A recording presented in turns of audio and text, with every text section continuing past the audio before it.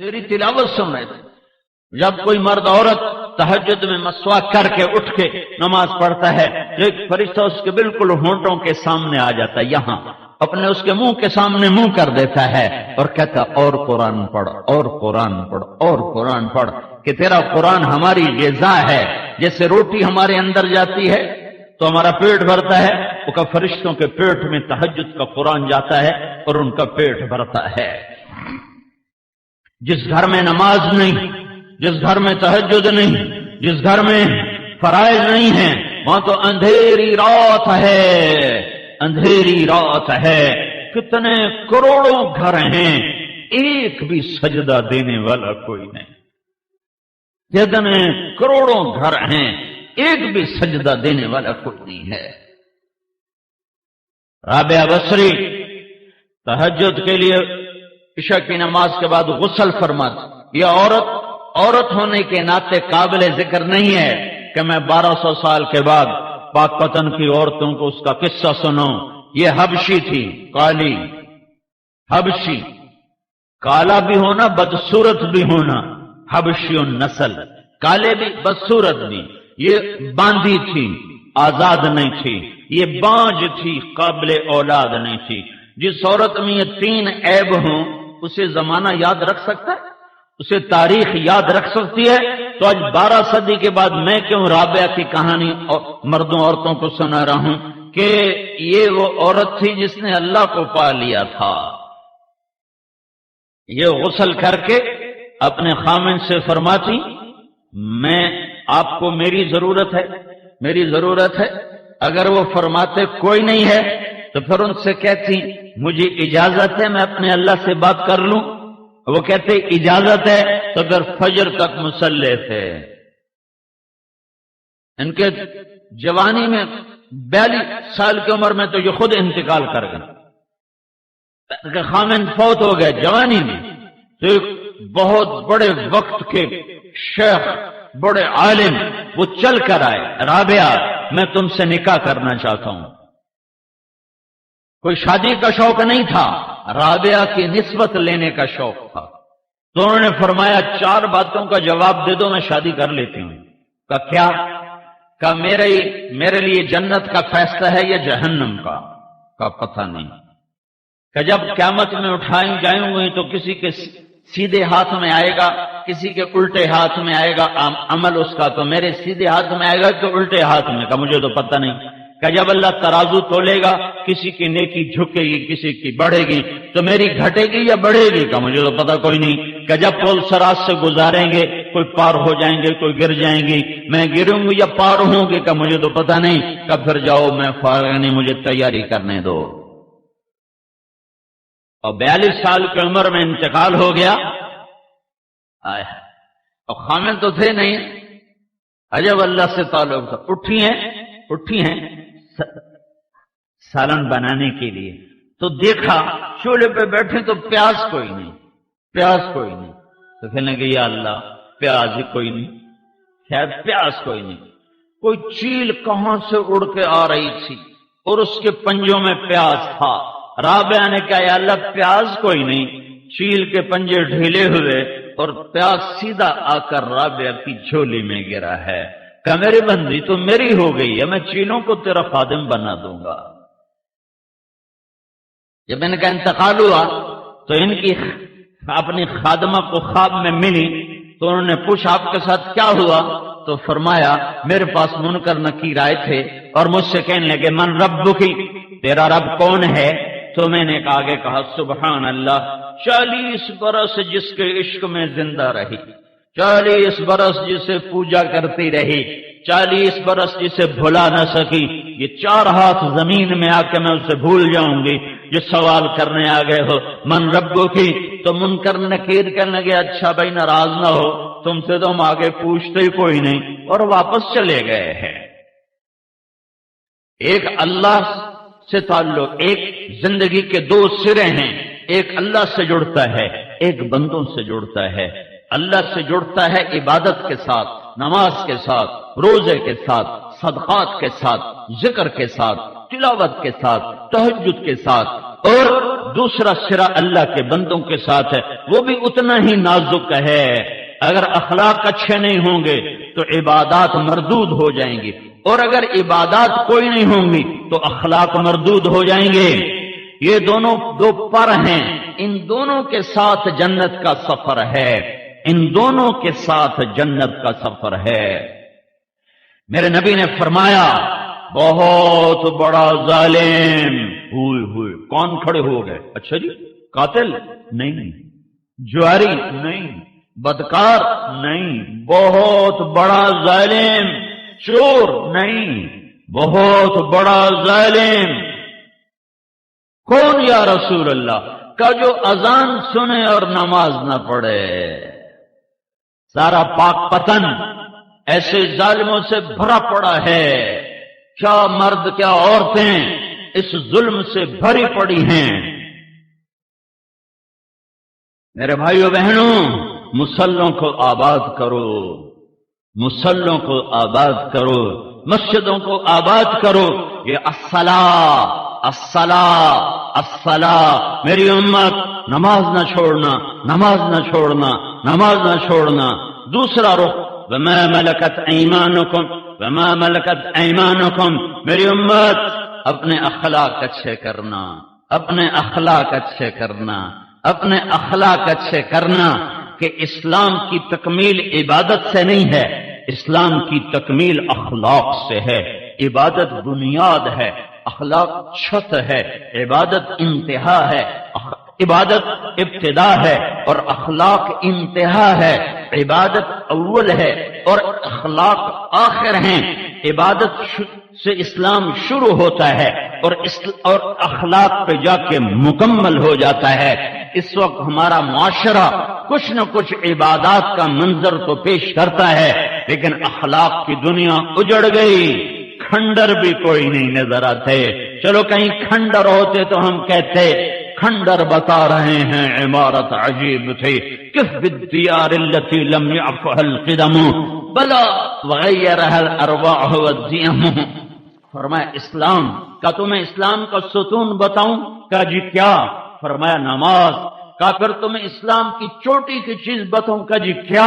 کہا اللہ کے راستے کا جہاد۔ پھر آپ نے فرمایا اور اب اگر تو کہے تو تمہیں پورے دین کا بادشاہ بتاؤں؟ بادشاہ ان شئت کا انباتوں کا بملاک الامر، ملاک، تمہیں سارے دین کا بادشاہ بتاؤں؟ بادشاہ کیوں؟ یہ بادشاہ کیوں کہہ رہے ہیں کہ بادشاہ تیرا تو ملک تیرا، رعایا تیری، خزانے تیرے، تو میرا نبی کہہ رہا ہے تمہیں پورے دین کا بادشاہ بتاؤں کہ اگر یہ تیرا ہے تو سارا دین تیرا، یہ تیرا نہیں ہے تو کچھ بھی نہیں تیرا۔ تو کہا اجل یا رسول اللہ، یا رسول اللہ ضرور بتائیں۔ تو پہلے سنو معاذ بن جبل کون آدمی ہے؟ معاذ بن جبل 1.25 لاکھ صحابہ میں واحد آدمی ہے جس کو اللہ کے نبی نے فرمایا معاذ میں تم سے پیار کرتا ہوں۔ ایک آدمی، صرف ایک۔ معاذ کون آدمی ہے؟ میرے نبی نے فرمایا قیامت کے دن میری امت کے علماء کا جھنڈا معاذ کے ہاتھ میں ہوگا۔ کون آدمی ہے؟ کون آدمی ہے؟ میرے نبی، ہمارا رواج کیا ہے؟ ہم کسی کو رخصت کرتے ہیں وہیں بیٹھے بیٹھے، کسی کو دروازے تک، کسی کو دروازے تک، کسی کو گاڑی تک، کسی کا گاڑی کا دروازہ کھول کے بٹھا کے اللہ حافظ۔ جس سے زیادہ تعلق ہوتا ہے اسے گاڑی تک، اور جب تک گاڑی چلی نہیں جاتی ہم کھڑے رہتے ہیں۔ یہ ہمارے تعلق کی انتہا ہے۔ میرے محبوب نے حضرت معاذ کو یمن روانہ فرمایا اور ان کو رخصت کرنے کے لیے مسجد کے دروازے تک آئے۔ پھر جی نہیں بھرا، پھر ساتھ چل پڑے، پھر باتیں کرتے جا رہے ہیں، رخصت کرنے جا رہے ہیں، یمن بھیج رہے ہیں۔ اپنی وفات سے کوئی مہینہ 1.5 مہینہ پہلے کی بات۔ تو پھر اور آگے گئے، پھر اور آگے گئے، چلتے چلتے 7 میل تک ساتھ چلتے گئے، چلتے گئے، چھوڑنے کو دل نہیں کیا تھا۔ پھر فرمایا معاذ یہ تیری میری آخری ملاقات، اس کے بعد جب تو آئے گا نا تو میری قبر دیکھے گا، مجھے نہیں دیکھے گا۔ تو معاذ رضی اللہ تعالیٰ عنہ رونے لگے۔ تو آپ بھی رونے لگے، اللہ کے نبی بھی رونے لگے اور فرمایا معاذ اچھا نہ رو، قیامت کے دن انشاءاللہ قریب ہی ہوں گے، چونکہ میرے قریب وہ ہوگا جو تقوی والا ہوگا۔ یہ اتنے بڑے آدمی کو اب دیکھنا میرا نبی کیسے سمجھا رہا ہے، معاذ تمہیں سارے دین کا بادشاہ بتاؤں، سارے دین کا بادشاہ بتاؤں؟ کہ اجل یا رسول اللہ، فاہوا باصبعیہ الی لسانہ۔ دیکھ رہے ہو، آپ نے زبان باہر نکالی جیسے معصوم بچے کو سمجھایا جائے، جی میں نکے بال نو سمجھایا جاتا ہے، آپ نے زبان باہر نکالی، انگلی اور انگوٹھے سے یوں پکڑا، دیکھا کباز بولے کچھ نہیں، بس عمل کر کے دکھائے۔ معاذ زبان پہ قابو رکھنا یہ سارے دین کا بادشاہ ہے۔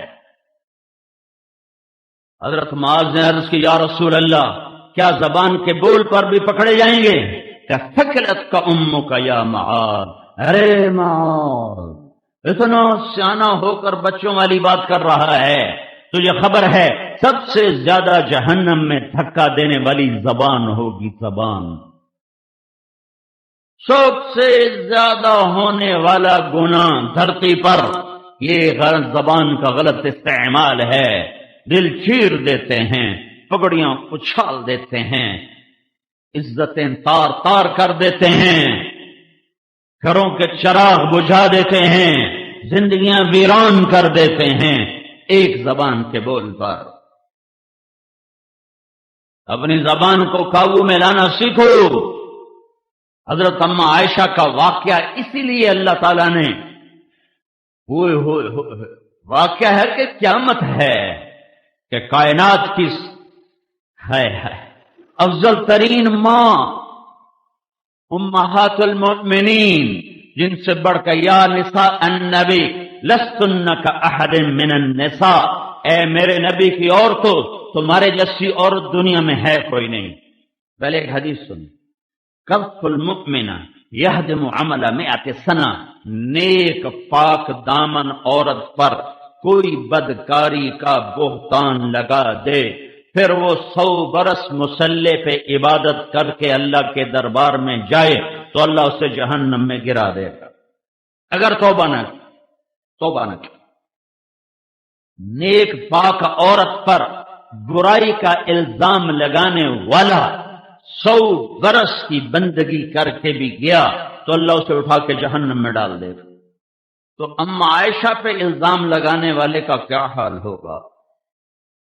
اور الزام آخری درجے کا الزام لگانے والے منافق عبداللہ بن ابی، صفوان بن معطل رضی اللہ تعالیٰ عنہ کے ساتھ، اور وہی نہیں اور نہیں، اتنا بڑا الزام، اتنی بڑی پاک عورت اماں عائشہ جس کے سینے پر سر رکھ کر میرے نبی نے جان دی ہے، اماں عائشہ جس کا لعاب آخری شے میرے نبی کے منہ میں گیا ہے، اماں عائشہ جس کا حجرہ میرے نبی کی آرام گاہ بنا ہے، اماں عائشہ جس کی گود میں سر ہوتا تھا تو وہی اترتی تھی، کسی اور بیوی کی گود میں سر ہوتا تھا تو وہی نہیں آتی تھی۔ وہ عائشہ بیٹی کس کی؟ ابو بکر۔ کون ابو بکر؟ میرے نبی نے کہا میں نے سب کا حق ادا کر دیا پر ابو بکر کا نہ کر سکا۔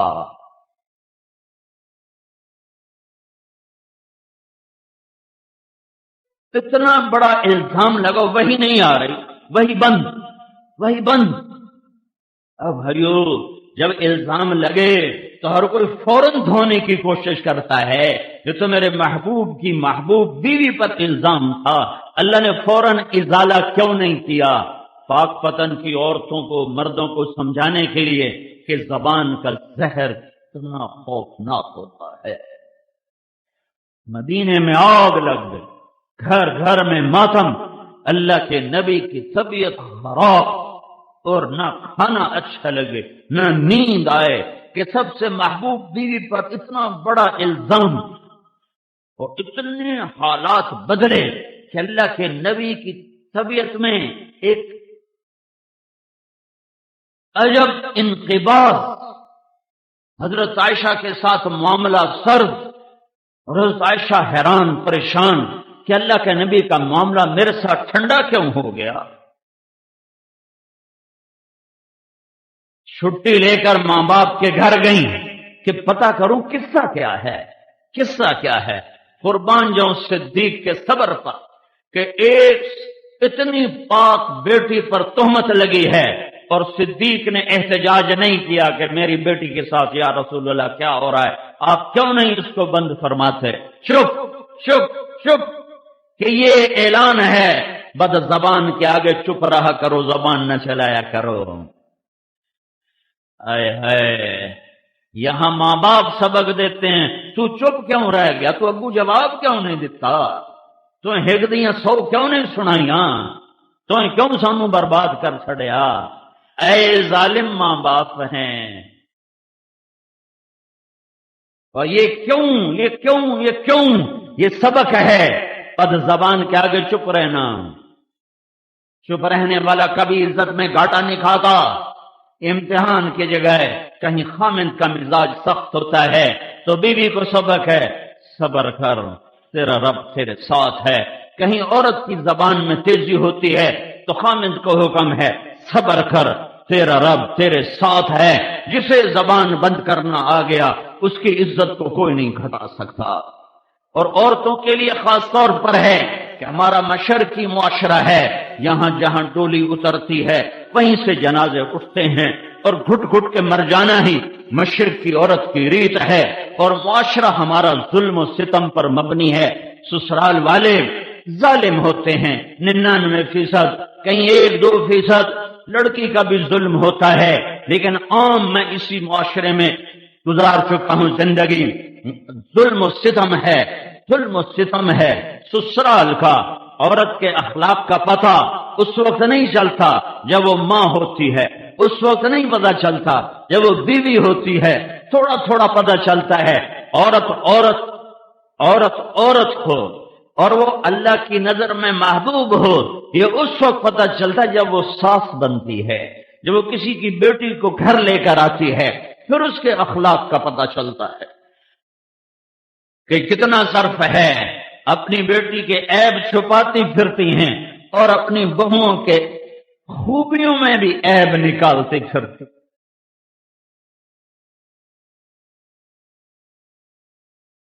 یہ سبق ہے، چپ رہو، نہ کر لبوں کو سی، عشق ہے دل لگے نہیں، سینے پہ تیر کھائے جا، آگے قدم بڑھائے جا، یعنی زبان حال سے کہہ دے کہ ہاں ستائے جا۔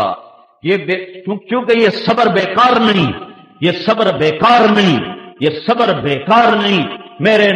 میرے نبی پر قرآن اترا، من جاء بالحسنہ فلہ عشر امثالہا، ایک نیکی کرنے والے کو 10 ملے گی۔ میرے نبی نے کہا یا اللہ تھوڑا زیادہ کر، یہ تو ساری انسانیت کا قانون ہے، یہ سارے اہل ایمان پچھلی امتوں کا قانون ہے، میری امت نے تھوڑا زیادہ۔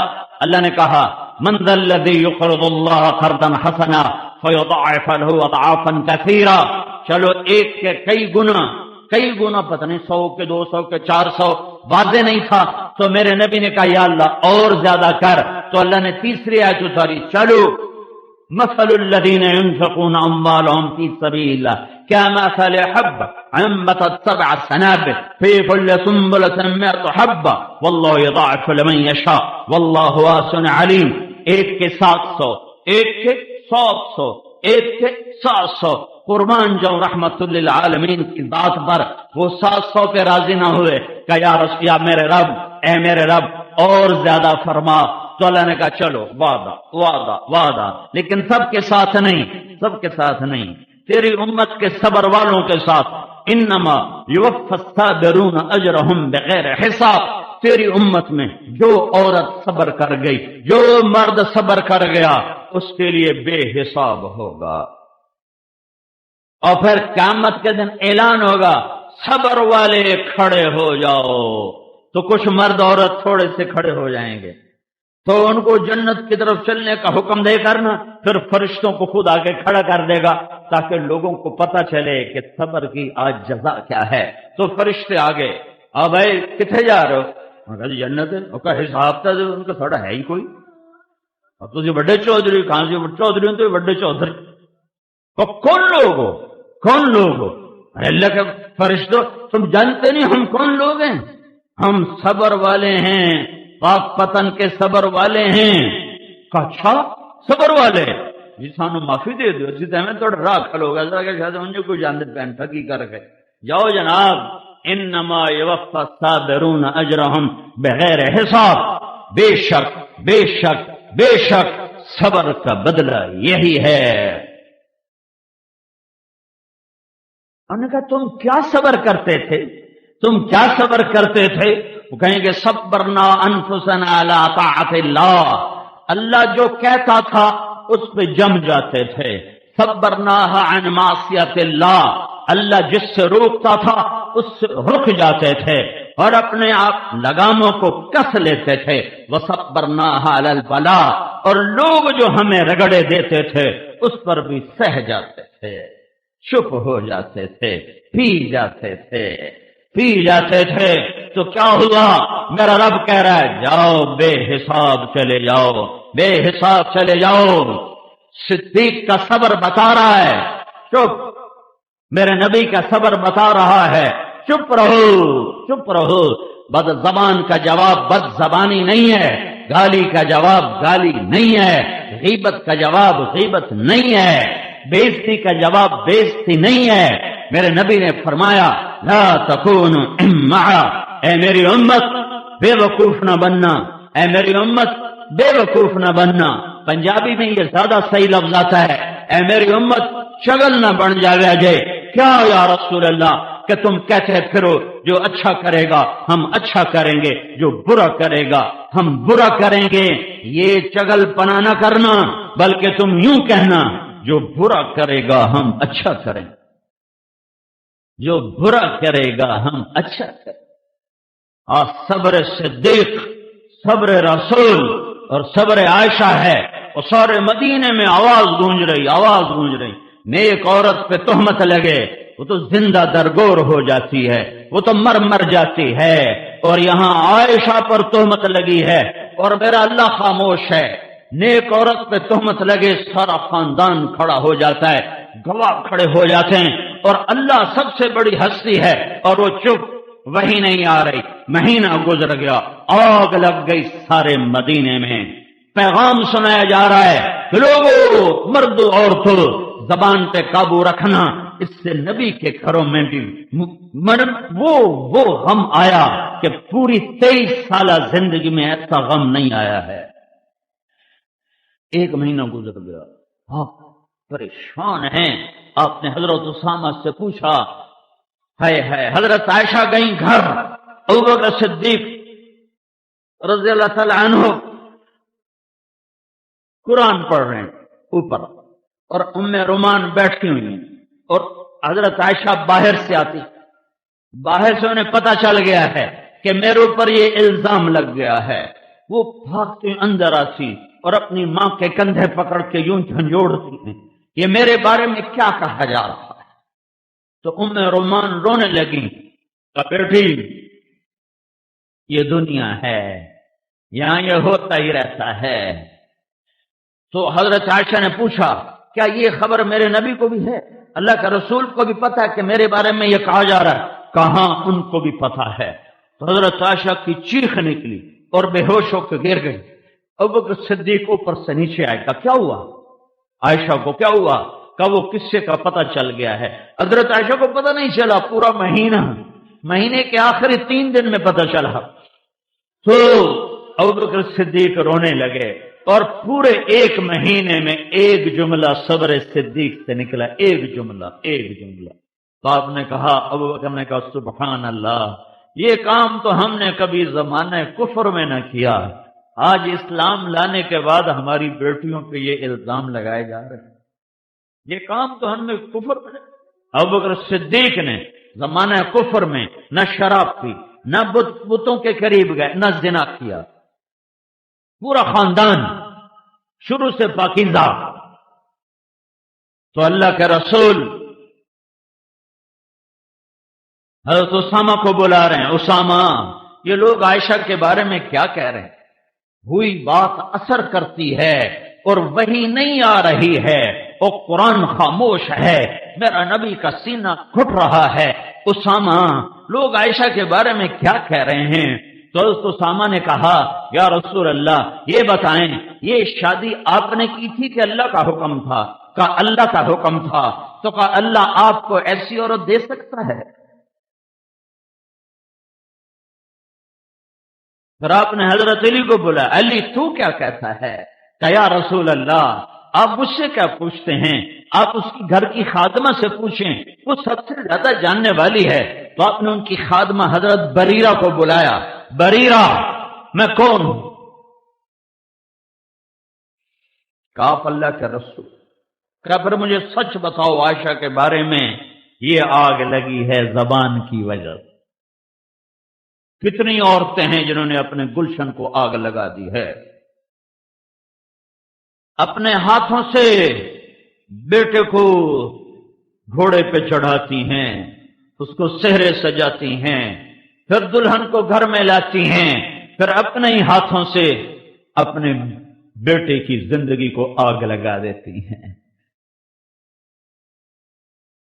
کہ جب بیٹے کا میلان بیوی کی طرف ہوتا ہے اور میاں بیوی میں محبت بڑھتی ہے تو پھر ماں کو حسد شروع ہو جاتا ہے، پھر تانے، رن مرید ہو گئے ہیں، رن غلام ہو گئے ہیں. یہ تو بیوی دا غلام ہو گیا، تو ماں پیو دی ہن خبر ہی کوئی نہیں، یہ تو بیوی دا ہی غلام ہے، ماں پیو تو کبھی پوچھتا ہی کوئی نہیں. میں نے ایک گھر کو ٹوٹتے دیکھا، کہاں کہاں کلبوں میں راتیں گزارتا تھا. ہم نے محنت کی، ہم نے کیا محنت کی، میرے اللہ نے اس کو ہدایت دی، ذریعہ ہمیں بنایا.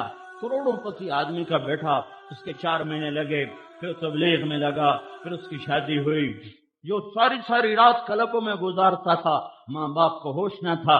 جب بیوی کے ساتھ 2-4 گھنٹے بیٹھنے لگا تو ماں کے نشتر، میں تنو یاد کوئی نہیں، بیوی دے کولی چلا جانا ہے. ابا کے نشتر، میں تجھے یاد کوئی نہیں، بیوی کے پاس چلا جاتا ہے. کر کر کر طلاق دلوا کے جان لی، اجاڑ دیا گھر.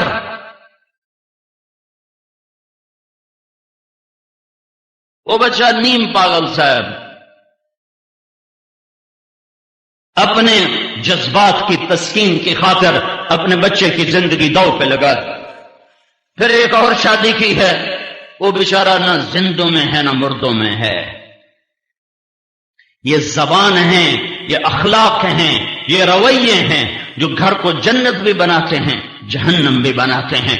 شکلوں صورتوں پہ زندگی نہیں گزرتی، حسب نسب پہ زندگی نہیں گزرتی، ملک و مال پہ زندگی نہیں گزرتی.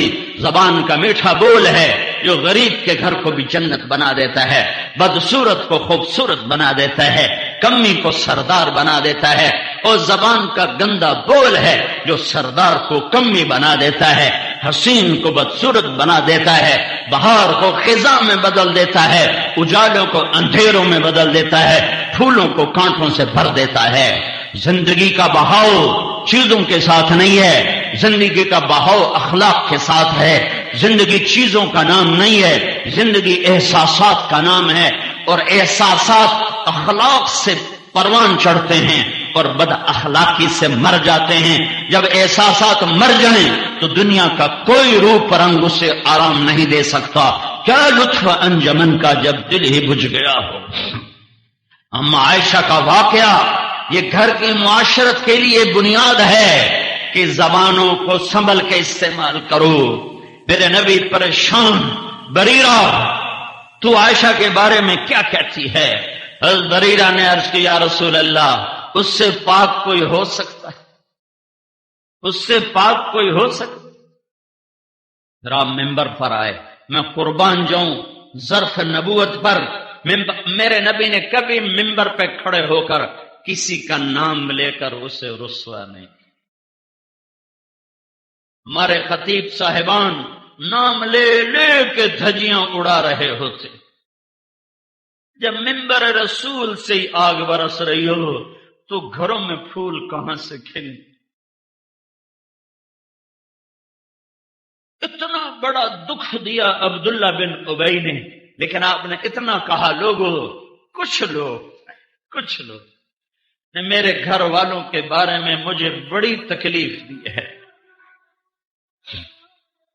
تو سعد بن معاذ کھڑے ہو گئے، یا رسول اللہ کون ہے؟ سب کو پتا تھا کون ہے، اجازت کون ہے؟ میرے قبیلے کا ہے، اوس کا ہے، میں ابھی اس کا سر اڑاتا ہوں، اگر خزرج کا ہے تو میں اس پہ حملہ کرتا ہوں۔ تو ادھر سے سعد بن عبادہ کھڑے ہو گئے، کہا تجھے پتا جو ہے کہ وہ تیرے قبیلے کا نہیں ہے، وہ میرے قبیلے کا ہے، اس لیے تو یہ بڑھ کے بول رہا ہے۔ پیچھے اسید بن حضیر کھڑے ہو گئے، کہا تو منافق ہے اور تو بھی منافقوں کا ساتھی ہے، ہم اس کے ساتھ تیرا بھی سر اڑائیں گے۔ قریب تھا کہ مسجد نبوی کے اندر صحابہ کی تلواریں چل جاتی، زبان کا بول۔ ایک دم میرے نبی منبر سے اترے، اوس کو ادھر ہٹایا، خزرج کو ادھر ہٹایا، کہ میرے ہوتے ہوئے تم گلے کاٹنے پر آ گئے ہو، زبان کا بول۔ گھروں کی آبادی وظیفوں سے نہیں، اے وظیفہ پڑھ لو اے ہو جائے گا، اے تسبیح پڑھ لو اے ہو جائے گا، اے پنج سورتہ پڑھ لو اے ہو جائے گا، یہ پڑھو، اس سے عبادات ہیں، اجر بھی ہے، رحمت بھی ہے، برکت بھی ہے۔ گھر آباد نہیں ہوگا، گھر آباد نہیں ہوگا، گھر آباد نہیں ہوگا، گھر زبان کے میٹھے بول سے آباد ہوگا، گھر ایک دوسرے کی برداشت کرنے سے آباد ہوگا، گھر ایک دوسرے کے عیب چھپانے سے آباد ہوگا۔ یہ اخلاق ہیں، اخلاق جو آج بھول چکا ہے معاشرہ۔ نہ کوئی منبر سے سناتا ہے، نہ کوئی جا کے پوچھتا ہے۔ پھر میرے نبی وہاں سے آئے اما عائشہ کے گھر، 3 دن گزر چکے تھے، حضرت عائشہ نے نہ کھایا تھا، نہ پیا تھا، نہ سوئی تھی، اور آنسو اور آنسو اور آنسو، اور ماں اور باپ پریشان تھے کہ یہ مر جائے گی، یہ مر جائے گی۔ تو اللہ کے نبی آئے اور اما عائشہ سے لیٹی ہوئی، سر کے اوپر کپڑا ڈال کے رو رہی تھی۔ ایک انصاری عورت بھی آئی ہوئی آپ کے پاس بیٹھی رو رہی تھی، اور ماں اور ابو بکر سرانے بیٹھے رو رہے تھے، سارا گھر رو رہا تھا کہ اوپر سے اللہ کے رسول آئے، 1 مہینے کے بعد آئے۔ عائشہ عائشہ اگر تجھ سے کوئی گناہ ہوا ہے تو تو توبہ کر لے، اللہ معاف کر دے۔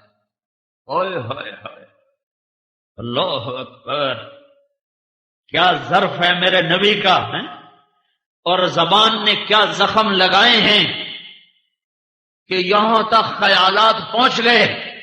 اور کیا سبق ہے کہ اگر بیوی سے کوئی جرم ہو جائے تو اس کی سزا قتل نہیں، توبہ ہے۔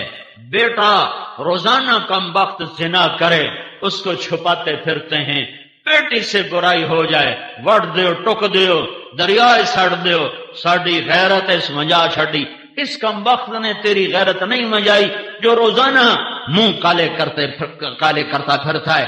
اس کو تو شیلٹر دیتے ہو، اس کو تو پناہ دیتے ہو، کوئی نہیں چھوڑ چھکرن۔ ارے اس کے ساتھ بھی شیطان تھا، اس کے ساتھ بھی شیطان تھا، اگر اس سے خطا ہو گئی تو اسے ذبح کرنے پر آ جاتے ہو۔ بیٹا روزانہ یہ منہ کالا کرتا ہے، اس پہ پردے ڈالتے پھرتے ہو۔ تمہارا نبی کہہ رہا ہے عائشہ جرم ہو گیا ہے، توبہ کر لے، اللہ معاف کر دے۔ میں ایک علاقے میں گیا، مجھے وہاں لوگوں نے بتایا یہاں عورتیں بڑی قتل ہوتی۔ میں نے کہا کیوں؟ کہ یہاں کے اکثر لوگ بیرون ملک کمائیوں پر گئے ہوئے ہیں، وہاں کوئی کم وقت ان کے کان میں پھونک دیتا ہے تیری بیوی تو آوارہ ہو گئی ہے، وہ آتے ہیں بغیر تحقیق کیا اس کو قتل کر دیتے۔ عائشہ اگر تجھ سے خطا ہوئی ہے توبہ کر لے، اللہ معاف کر دے۔ یہ تو نہیں کہا اگر تجھ سے خطا ہوئی ہے تو میری نکل جا میری نکاح سے اور میں تجھے طلاق دے رہا ہوں۔ اگر تجھ سے خطا ہوئی ہے تو توبہ کر لے، اللہ معاف کر دے۔ اور اگر تو پاک ہے تو اللہ ضرور تیری پاک دامنی بیان کرے گا۔ تو حضرت عائشہ فرماتی میرے آنسو ایک دم ختم ہوئے اور میں اٹھ کے بیٹھ گئی۔ میں نے کہا اماں میری صفائی پیش تو اما ام رومان کا بیٹی میں کیا کہوں، مجھ سے کچھ نہیں بولا جاتا. میں نے کہا ابا میری صفائی پیش کر. انہوں نے کہا بیٹی میں کیا کہوں، مجھ سے بھی کچھ کہا نہیں جاتا. تو پھر اما عائشہ نے کہا میں سچ بولوں تو تم میری تصدیق نہ کرو گے، میں جھوٹ بولوں تو اپنے اوپر الزام لگاؤں، میں وہی کہتی ہوں جو کہا تھا. یہ کہہ کر فرمانے لگی مجھے یعقوب علیہ السلام کا نام ہی بھول گیا غم کی وجہ سے. میں نے کہا میں وہ کہتی ہوں جو یوسف کے باپ نے کہا تھا فصبر جمیل واللہ المستعان. میرا صبر ہے، میرا مالک میرا اللہ ہے. اور فرمایا یہ کہہ کر میں دوبارہ لیٹ گئی تو ایک دم اللہ کے نبی پر وحی اتری 1 مہینے کے بعد. 1 مہینے کے بعد. اور حضرت ابو بکر اور ام رومان کا رنگ پیلا زرد اور ایسے کانپنے لگے، ایسے خشک پتے کی طرح کہ پتہ نہیں یہ جو وحی آ رہی ہے کیا حکم آ رہا ہے، ہماری بیٹی کی پاک دامنی ہے یا کچھ اور کہانی ہے. اور حضرت عائشہ فرمانے لگی میں نے دیکھا اما ابا کو تو مجھے لگا یہ مر جائیں گے، ابھی مر جائیں گے، لیکن مجھے یقین تھا کہ میرے حق میں ہی آئے گا، لیکن مجھے یہ نہیں پتا تھا کہ میرے بارے میں اللہ قرآن اتارے گا. میرا خیال تھا کہ جبریل آئے گا اور کہہ دے گا کہ اللہ کہہ رہا یہ سب غلط ہے. مجھے نہیں خبر تھی کہ میں قرآن کا قصہ بن جاؤں گی اور میں قرآن کی کہانی بن جاؤں گی اور قیامت تک یہ پڑھا جائے گا. اور پھر وہی ختم ہوئی، میرے نبی نے آنکھیں کھولی، عائشہ بشارت تیرا رب خود آ گیا تیرا گواہ بن کر. یوسف علیہ السلام پہ تہمت لگی تو ایک بچے نے گواہی دی، اما عائشہ پہ تہمت لگی اللہ نے گواہی دی. ان الذين جاءوا بالافك عصبة منكم لا تحسبوه شرا لكم بل هو خير لكم لكل امرئ منهم ما اكتسب من الاثم سے لے کر 14 آیات ہیں، اور ان 14 آیات میں جتنا قرآن کا لہجہ سخت ہے پورے قرآن میں ایسا سخت لہجہ نہیں ہے، نہ فرعون کے مقابلے میں، نہ ابو جہل کے مقابلے میں، نہ نمرود کے مقابلے میں، نہ قارون کے مقابلے میں. ان 14 آیات میں جتنی قرآن کے لہجے میں کڑک ہے اور صاعقہ ہے اور ایک گرج ہے اور ایک ہیبت ہے، پورے قرآن میں ایسی ہیبت، ایسی گرج، ایسی چمک، ایسی کڑک، ایسی صاعقہ پورے قرآن میں نہیں ہے. جیسے جوش میں ہو اور غضب میں ہو کلام ربانی چھا گیا منافقین پر بھی کہ تم میری محبوب کی بیوی پہ تہمت لگاتے ہو، کوڑے مارو ان کو، میری محبوب کی بیوی پاک ہے. اما عائشہ نے کہا، ام رومان نے کہا عائشہ اٹھ اللہ کے رسول کا شکر ادا کر. حضرت عائشہ نے کہا نو ان کا نہیں، میں اس کا شکر ادا کروں گی جو میرا گواہ بنا ہے، میں اپنے رب کا شکر ادا کروں. پھر ابوبکر صدیق رضی اللہ عنہ اٹھے اور بیٹی کو گلے سے لگایا تو حضرت عائشہ نے گلا کیا ابا تو نے بھی میری صفائی پیش نہ کی.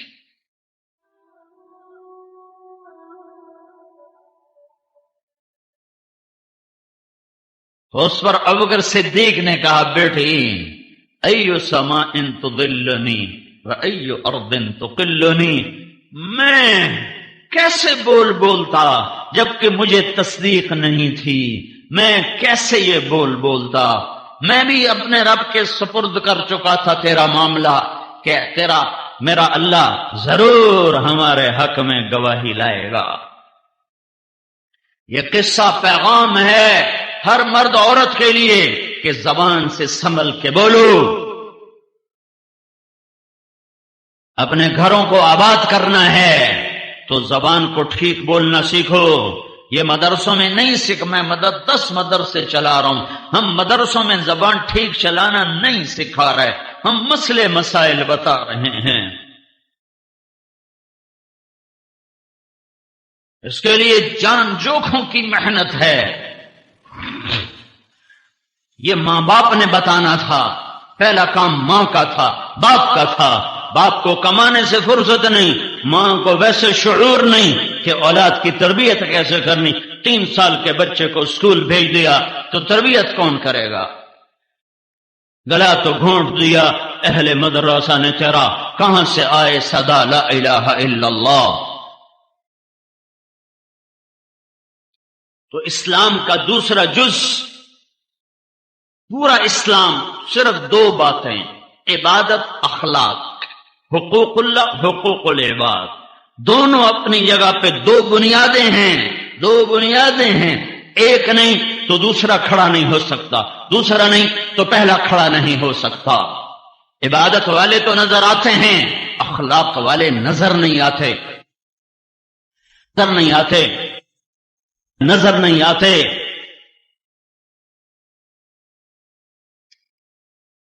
اوہو، میں نے پڑھا، اور اللہ کے فضل سے، میں کوئی فخر سے نہیں کہہ رہا، میں نے محنت سے پڑھا، میں نے جو پڑھا میں نے یاد کیا، مجھے اللہ نے مجھے ذہن دیا تھا، مجھے کتابیں یاد ہو جاتی تھیں، لیکن میں اخلاق کو پڑھ کے نہ سمجھ سکا۔ یہ بڑا اوکھا سبق ہے، یہ کسی کو دیکھنے سے پتہ چلتا ہے۔ میں نے مولانا سعید احمد خان کو دیکھا، یہ ہمارے اکابر میں ایک ہستی تھے، اس شخص کو دیکھ کر مجھے زندگی میں پہلی دفعہ پتہ چلا کہ میں بد اخلاق انسان ہوں، ورنہ اس سے پہلے پتہ ہی نہیں تھا۔ کسی کی پگڑی اچھال دینا، کسی کا دل چیر دینا، کسی کی غیبت کر دینا، کسی کے عیب اچھالتے پھرنا، اس کو کبھی بے دینی سمجھا ہی نہیں تھا۔ اس شخص کو دیکھا تو مجھے پتا چلا کہ اخلاق کسے کہتے ہیں۔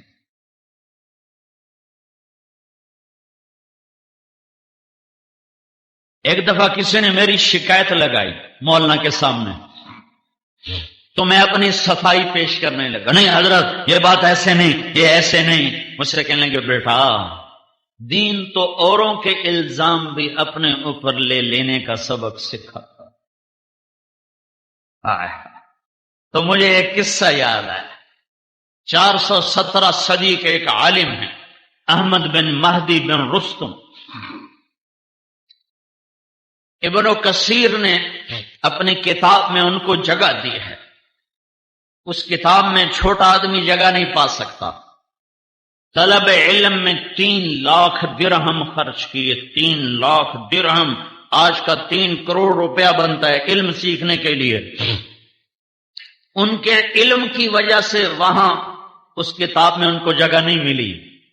ایک قصہ ان کی زندگی میں آیا جس کی وجہ سے ابن کثیر نے ان کو اپنی تاریخ البدایہ والنہایہ میں جگہ دی ہے۔ ان کی شہرت نصف النہار پر ہے، اور لاکھوں شاگرد، لاکھوں مرید۔ ان کے پاس ایک بچی آتی ہے کہ حضرت مجھ سے گناہ ہو گیا ہے اور میں حاملہ ہو گئی ہوں، میں نے آپ کا نام لے دیا ہے کہ میری آپ سے شادی ہے، میری عزت رکھ لو۔ کوئی آج کا ہوتا تو اسے چوک میں رسوا کرتا، اسے سر بازار کہتا یہ کر دو وہ کر دو۔ ہماری دستار کو داغدار کرنے آ گئی ہے، مرید ہوتے تو وہ بھی کہتے ہمارے پیر کو کیا کرنے آ گئی ہے، کہ بیٹی جا گھر بیٹھ جا، تیرے اوپر کبھی حرف نہ آئے۔ اور اپنی شادی کا اعلان کر دیا، اور تان و تشنی کے سارے تیر سہ گئے، بٹھے والے شادیاں سج گئیاں، دیاں ورگی گھر بہا لئی، دیاں ورگی گھر بہا لئی، بڈھے والے شادیاں سج گئیاں، بڈھے والے عشق چڑھ گئے، ساری عزت کو دو پہ لگا، ساری دستار داغدار کر دی، ایک لڑکی کی عزت بچا۔ یہ دیندار طبقہ اپنی نیکی سمجھتا ہے اوروں کے عیب تلاش کرنا، اوروں کی برائیاں تلاش کرنا، تسبیح ہاتھ میں اوروں کی غیبت، ماتھے پہ محراب اوروں کی برائیاں، اپنی خوبیاں اوروں کی برائیاں. ہائے ہائے، اگر یہ قصہ نہ ہوتا تو آج 900 سال کے بعد احمد بن مہدی کا نام دیپال پور میں نہ گونجتا. بڑے بڑے شیخ آئے، بڑی بڑی ہستیاں آئیں، بڑی بڑی دستار والے آئے، تہے خاک چلے گئے. احمد بن مہدی کی بن رستم کی دستار داغدار ہوئی. ایک بیٹی کے دامن سے داغ دھونے کے لیے تو میرے رب نے اسے تاریخ کا حصہ بنا دیا. اور آج تم احمد بن مہدی بن رستم کا نام سن رہے ہو، علم کی وجہ سے نہیں، مسند کی وجہ سے نہیں، اس کی پیری کی وجہ سے نہیں، اس کی عزت کو داؤ پہ لگانے کی وجہ سے ایک بچی پر اپنی عزت کو قربان کر دیا. سارے بغداد میں بدنامی مول لے لی، ایک بچی پر اپنی عزت کو قربان کر دیا. سارے بغداد میں بدنامی مول لے لی، اس کی عزت کو بچا لی. بچہ پیدا ہوا، سارے بغداد میں مٹھائی تقسیم، سارے محلے میں مٹھائی تقسیم، اس کے خوشی منائی. اور پھر اس کے بعد اس کی عزت پہ پردہ رکھنے کے لیے، ہاں بھائی ہماری طلاق ہو گئی ہے، ہم نے طلاق دے دی ہے. عرب کے ماحول میں طلاق دینا کوئی اتنا بڑا عیب نہیں تھا، ہم نے طلاق دے دی ہے. اور اس بچے کا ماہانہ وظیفہ مقرر کیا 2 دینار کوئی 30-40 ہزار روپیہ بنتا ہے. اور 2 سال بعد وہ بچہ مرا تو اس کا پورا سوگ منایا. سارے علاقے میں بیٹھ کر تعزیت کے لیے لوگوں کی تعزیتی پیغام وصول کیے. 2 سال بعد وہ بچی آئی اور وہ 2 دینار، 2 سال کا خرچہ 24، 48 دینار، 50 دینار، وہ آج کا کوئی 10-15 لاکھ روپیہ بن جاتا ہے. وہ لے کر آئی کہ حضرت یہ آپ کا پیسہ اسی طرح امانت ہے میرے پاس، آپ نے میری عزت رکھ لی، مجھے یہی کافی ہے، یہ آپ کا پیسہ آپ کو واپس. کہ بیٹی میں تو یہ بھی تیری عزت پہ بار چکا ہوں، یا یہ بھی تجھے ہدیہ ہے، میں یہ واپس نہیں لوں گا. اس قصے نے احمد کو 900 سال گزر چکے ہیں زندہ رکھا ہوا ہے، ورنہ اس سے بڑے علم والے آئے. میرے بھائیوں اور بہنوں، یہ زندگی کا وہ حصہ میں بتا رہا ہوں جو عام طور پہ نہ سنا جاتا ہے نہ سنایا جاتا ہے. چھوٹی چھوٹی باتوں پر گھروں میں آگ لگی ہوئی ہے، چھوٹی چھوٹی باتوں پر گھر برباد ہو چکے ہیں. جن ماؤں نے جنا ان کو لوگ دھکے دے رہے ہیں، جن ماؤں نے جنا ان کو گالیاں دی جا رہی ہیں. جس باپ نے جوانی کو گلا کے رکھ دیا اس باپ کو کہہ رہے ہیں تو میرے واسطے کیتا کیے، تو میرے واسطے بنایا کیے. میرے نبی نے فرمایا اگر میری ماں زندہ ہوتی اور میں عشاء کی نماز کے لیے مصلی پہ کھڑا ہوتا اور میں سورۃ فاتحہ شروع کر چکا ہوتا اور ادھر سے میرے گھر کا دروازہ کھلتا اور میری ماں مجھے کہتی محمد، تو میں اس کے لیے نماز توڑ دیتا اور میں کہتا جی اماں جان. موسیٰ علیہ السلام نے فرمایا یا اللہ جنت میں میرا ساتھی کون ہے، جنت میں میرا ساتھی کون ہے؟ تو اللہ تعالیٰ نے فرمایا فلاں کسائی. موسیٰ علیہ السلام بڑے حیران ہوئے، بے کسائی میرا ساتھی کتوں بن گیا؟ تو اس کو دیکھنے گئے بازار، تو ایک بازار کسائی پتھلا مار کے بیٹھا، گوشت وڈی جاندہ، ٹوکی جاندہ، ویچی جاندہ. کھڑے ہو کے دیکھ رہے ہیں، نہ مصلی نہ تسبیح، تو یہ میرا ساتھی کیسے ہے؟ گوشت اس کا بک گیا، اس نے چھوٹا سا ٹکڑا تھیلے میں ڈالا، کندھے پہ لٹکائے، گھر کو چل دیا. موسیٰ علیہ السلام ساتھ ہو لیے، گھر پہنچے. موسیٰ علیہ السلام نے کہا مجھے اجازت ہے میں آ جاؤں تیرے ساتھ؟ کہنے کہ آ جاؤ. گوشت کو بوٹیاں بنا کے ہانڈی پہ رکھ دیا اور خود آٹا گوندنے میں بیٹھ گیا. پھر آٹے کو رکھ کے ہانڈی تیار کی، پھر ہانڈی اتار کے روٹی پکائی، پھر اس کو پلیٹ میں سجایا، روٹی کو سالن کو. اور ایک بوڑھی عورت اس طرح لیٹ ہوئی چارپائی پر ایسے جیسے روئی ہوتی ہے، تو اس کو اٹھا کر الٹے ہاتھ کا کندھا دیا، پھر نوالے بنا بنا کر اس کے منہ میں ڈالتا رہا، اس کو کھلاتا رہا. پھر اس عورت نے یوں کیا بے بس ہوں میری بس تو اس نے اس کا منہ صاف کیا تو اس کو لٹانے لگا تو وہ بڑبڑ کرنے لگی دور سے جیسے لگا تو وہ جب اس کو لٹا دیا تو موسیٰ علیہ السلام نے پوچھا